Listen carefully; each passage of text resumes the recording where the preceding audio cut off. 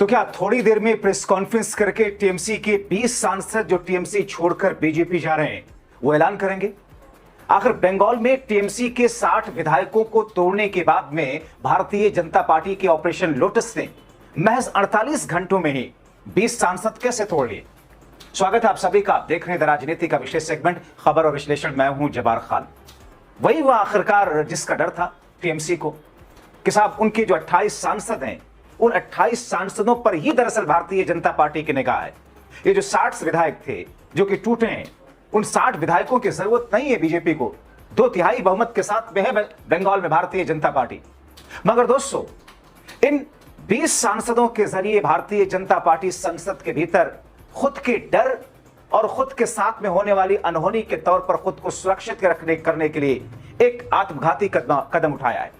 दोस्तों, आप देखें कि उद्धव ठाकरे और शरद पवार को अपने अपने विधायकों की बगावत के कारण पार्टी का नाम और चुनाव निशान तक गंवाना पड़ा। अब ममता बनर्जी की राजनीति भी बर्बादी के उसी मोड़ पर है। अरविंद केजरीवाल निश्चित रूप से राज्यसभा में अपने 10 में से 7 सांसद गंवा चुके, लेकिन अगले ही साल पंजाब विधानसभा चुनाव 2027 आम आदमी पार्टी को एक मौका देने वाला है। मगर टीएमसी के साथ ऐसा नहीं है। जैसा कि आपने देखा कि पहले टीएमसी के 7 विधायकों ने बगावत की और टीएमसी के 20 सांसद बीजेपी के संपर्क में नहीं है। फैसला हो चुका है दोस्तों। और इस वक्त की सबसे बड़ी खबर मैं आपको बता रहा हूं। भले ही अभी टीवी, मेन स्ट्रीम मीडिया पर या दूसरे जगहों पर इसका ऐलान ना हो रहा हो, क्योंकि आधिकारिक तौर पर इस बात का ऐलान नहीं किया गया, मगर जो मेरे सूत्र बता रहे हैं वो टीएमसी के 28 में से 20 विधायक करीब करीब भारतीय जनता पार्टी जाने के लिए फैसला ले चुके हैं। आधिकारिक ऐलान जब तक आप सुन लीजिए। मैं यहां बिना किसी लाग लपेट के आपको बता रहा हूं कि साहब ये होकर के और ये कर करके दरअसल टीएमसी को उस तरीके से भारतीय जनता पार्टी ने लाकर के खड़ा कर दिया जहां ना वो बैठ सकती है, ना खड़ी हो सकती है, ना चल सकती है। ये और बात है कोई चमत्कार हो जाए। अब दोस्तों, इस बीच में कई राउंड की हाई लेवल टीएमसी सांसदों की बैठक हुई, कई राउंड की बातचीत हुई। टीएमसी छोड़कर बीजेपी में जाने की इच्छा उन सांसदों की भी रही, क्योंकि सत्ता में अब बंगाल में है नहीं। और ऐसा लगता है अंदाजा कि अगले 5, 10, 15 सालों तक टीएमसी आने की नहीं, या फिर शायद अब टीएमसी आए ही ना बंगाल के अंदर। इसीलिए अपनी अपनी राजनीतिक महत्वाकांक्षा और अपनी सिक्योरिटी, सेफ्टी, और इन 20 में से बहुत सारे सांसद ऐसे हैं जिनके बहुत सारी फाइलें गृह मंत्रालय के पास में, ईडी के पास में, सीबीआई के पास में। दोस्तों, कहते हैं ना डर बड़ी चीज है, लेकिन डर के आगे जीत है। और इस डर के आगे जीत है वाला फॉर्मूला को दरअसल आप राहुल से जोड़ तो सकते हैं, अभी टीएमसी से नहीं। दोस्तों, बंगाल में टीएमसी सांसदों को तोड़ने के पीछे बीजेपी की बड़ी रणनीति है और इस टूट का सीधा असर दिल्ली में दिखेगा। अब लोकसभा में भी टीएमसी सांसद बंगाल के विधायकों की तरह अलग गुट बनाएंगे। बंगाल के विधानसभा स्पीकर की तरह संसद में स्पीकर मान्यता दे देंगे।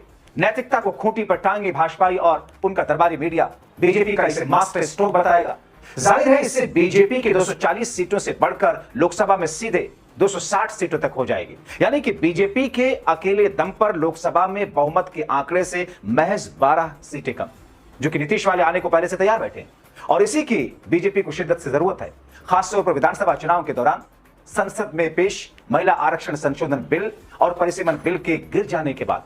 क्योंकि दोस्तों, परिसीमन बिल यानी कि डिलिमिटेशन का मामला भारतीय जनता पार्टी के लिए एक ऐसा मुद्दा है जिसे आप कह सकते हैं कि सोने का अंडा देने वाली मुर्गी, जो लगातार उसे जीत दिलाती रहेगी। लेकिन अभी संसद में उसके पास में उतने आंकड़े और नंबर्स नहीं है।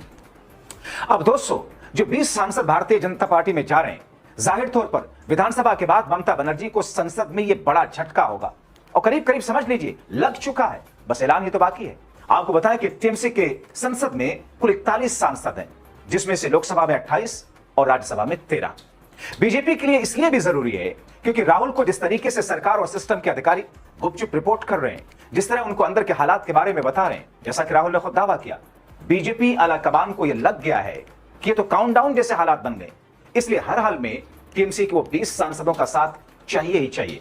बीजेपी उन्हें लाने के लिए कुछ भी करेगी। अब इसे बीजेपी की आप जरूरत समझें या फिर बीजेपी की मजबूरी, क्योंकि दूसरी तरफ एनडीए की 2 पार्टियां बीजेपी और केंद्र की मोदी सरकार को कभी भी गच्चा दे सकती हैं। जैसा कि मैंने आपको पिछले शो में बताया, महाराष्ट्र में एकनाथ शिंदे और फिर आंध्र प्रदेश वाली 16 सीटों वाली पार्टी। दोस्तों, टीएमसी के लिए टूट इसलिए भी बड़ा झटका होगा क्योंकि उनकी इंडिया ब्लॉक की तरफ से संसद में कांग्रेस सपा के बाद तीसरी सबसे बड़ी पार्टी है। यानी कि विपक्षी पार्टियों में कांग्रेस, समाजवादी पार्टी तीसरे नंबर पर ममता बनर्जी की टीएमसी थी। अब इसे मैं थी कह रहा हूं क्योंकि कुछ ही देरी में थी हो जाएगी। ये टूट ममता बनर्जी के साथ साथ संसद में विपक्ष के लिए बड़ा झटका होगा, क्योंकि ममता बनर्जी के 28 सांसदों के साथ में इंडिया गठबंधन की एक मजबूती रही है। इंडिया गठबंधन के नफा नुकसान पर तो मैं आपको बाद में लाता हूं, मगर उससे पहले आपको अभी अपडेट दूं कि एक तरफ जहां बंगाल विधानसभा में टीएमसी पहले ही टूट चुकी है, 60 बागी विधायकों ने एक दिन पहले ऋतुव्रत बनर्जी को विपक्ष का नेता चुन लिया और वो सारी की सारी प्रक्रिया जो होती है वो सब कुछ हो गई। असली टीएमसी विधानसभा में मान भी लिया स्पीकर ने, किसे? बागी गुट को। ऐसे में ममता बनर्जी को अब पूरा ध्यान पार्टी का नाम सिंबल बचाने की कोशिश पर है। लेकिन मुझे जहां तक ये लगता है कि ममता बनर्जी पार्टी तो बचा ही नहीं पाई, विधायकों के बाद में सांसद भी लगभग चले ही गए, अब पार्टी का नाम भी उनके पास शायद ही रहे, उनका सिंबल शायद ही ममता बनर्जी के पास रहे। महाराष्ट्र के मामले को देखते हुए यह काम तो मुश्किल ही नहीं, अब असंभव लग रहा है कि वो बचा पाएंगे। चुनावी हार के बाद पार्टी में टूट पड़ना, नेता प्रतिपक्ष का पद गंवाना, फरहाद हकीम जैसे नेता का इस्तीफा देना, इसने ममता बनर्जी को मॉडली तोड़ करके उनके कॉन्फिडेंस को भी जीरो पर कर दिया। ममता बनर्जी अब अपनी पार्टी पर नियंत्रण बरकरार रखने के लिए हाथ पांव मार रही है, जो कि ऐसा करने के लिए फिलहाल कई लोग ये कह रहे हैं कि उनके पास कुछ बचा ही नहीं। अब दोस्तों, ममता के 20 सांसद टूटने का ऐलान कब करेंगे, कब वो बीजेपी के साथ जाएंगे, मर्जर करेंगे? क्योंकि दोस्तों, हमने देखा नीति नैतिकता सब धरी की धरी रह जाती है। आम आदमी पार्टी के साथ क्या हुआ? राघव चड्ढा ने 60 सांसद तोड़कर चले गए, जबकि उन्होंने अलग कोई गुट भी नहीं बनाया और उस गुट का मर्जर भी नहीं किया। सीधे सीधे वो टूटे, 2/3 सांसदों के साथ भारतीय जनता पार्टी में जाकर के शामिल हो गए, जो मामला भी कोर्ट में है। तो दोस्तों, ऐसी स्थिति में नीति क्या, नियम क्या, गाइडलाइंस क्या, कुछ भी नहीं। अब दोस्तों, ये 20 सांसद बीजेपी के साथ जाने का ऐलान कब करते हैं, महज एक औपचारिकता है, क्योंकि विधायकों की टूट जब हुई तो उसके बाद में थोड़ा मोड़ा हंगामा और फिर सब हर तरफ सन्नाटा, ऐसा लगा कि जैसे कुछ हुआ ही नहीं। तो फिर सांसदों की टूट तो भाजपा का मेन मोटिव है। मगर दोस्तों, यहां पर सबसे चौंकाने वाली बात आ रही है, हालांकि आधिकारिक तौर पर मैं इसको लेकर श्योर नहीं हूं, मैंने शीर्षक में जरूर लिखा कि साहब, अभिषेक बनर्जी, ममता बनर्जी की खासम खास, और जिन्हें आपने इस चुनाव में, हाल के चुनाव में बंगाल विधानसभा में आगे बढ़ चढ़ करके फ्रंट लाइन में स्टार प्रचारक के तौर पर देखा, क्या साइनी घोष भी, क्या महुआ मोइत्रा जैसे, क्या सौगत राय जैसे लोग बीजेपी जाएंगे? राजनीति है, कुछ भी हो सकता है, चौंकने की ज्यादा जरूरत नहीं है। लेकिन ये जब होगा, इसका ऐलान तब उसको कहा जा सकता है। लेकिन दोस्तों, ये सब टूट अचानक नहीं हुई। टीएमसी में बगावत के सुर तो आप लगातार देख रहे हैं। बंगाल चुनाव के जब नतीजे आए, पार्टी का एक धड़ा खुल करके भ्रष्टाचार और आरजी का रेप मर्डर केस के मुद्दे पर निपटने के तरीके पर ममता बनर्जी और उनके सरकार पर सवाल खड़े करता रहा था। और इतना ही नहीं, पिछले हफ्ते मुख्यमंत्री शुभेंदु अधिकारी की मीटिंग में कई बागी विधायक शामिल भी हुए थे। मगर दोस्तों, अब अगर महुआ और साइनी घोष जैसी सांसद जाती हैं, तो फिर राजनीति में एक नई बहस छिड़ेगी कि क्या कोई नेता, कोई पार्टी अध्यक्ष, कोई पार्टी किसी को सर्वे सर्वा बना करके भरोसा कर सकती है, या फिर राजनीति को या इससे जुड़े हुए रिश्तों को किसी भी तरह से, किसी भी अंदाज का स्थायी माना जा सकता है? शायद नहीं, शायद कभी नहीं। यह और बात है, इस देश में एक ही एग्जाम्पल है, और वे लालू प्रसाद यादव, जिसने अपनी विचारधारा से कभी कॉम्प्रोमाइज नहीं किया। वो देश को बांटने वाली और सांप्रदायिक शक्तियों से दूर रहने का उन्होंने खुद से जो वचन लिया और दिया जनता को, कायम रहे। कभी भारतीय जनता पार्टी की तरफ वो गए नहीं आज तक। लेकिन दोस्तों, अब बंगाल में 60 विधायकों का टूटना, अब 20 सांसदों के टूटने के बाद, जो मैं आपको बता रहा हूं, जिसे अब इस वक्त चर्चाएं अलग अलग प्लेटफॉर्म पर आप देख भी रहे होंगे। लेकिन आप देखें कि 2024 के आम चुनाव में दरअसल बीजेपी को जरूरत क्या है। 2024 के आम चुनाव में बीजेपी ने अब की बार 400 पार का नारा दिया, लेकिन अपने बूते बहुमत भी नहीं हासिल कर सकी, 240 पर सिमट गई। कहा जाता है कि केंद्र की एनडीए सरकार चंद्रबाबू नायडू की टीडीपी, नीतीश कुमार की जेडीयू की बैसाखी पर खड़ी है। बीच बीच में ऐसी आशंका भी जताई जाती रही है कि अगर दोनों में से किसी ने समर्थन वापस लिया तो क्या होगा। टीएमसी की टूट बीजेपी को ऐसे हालात से उबरने में काम आएगा।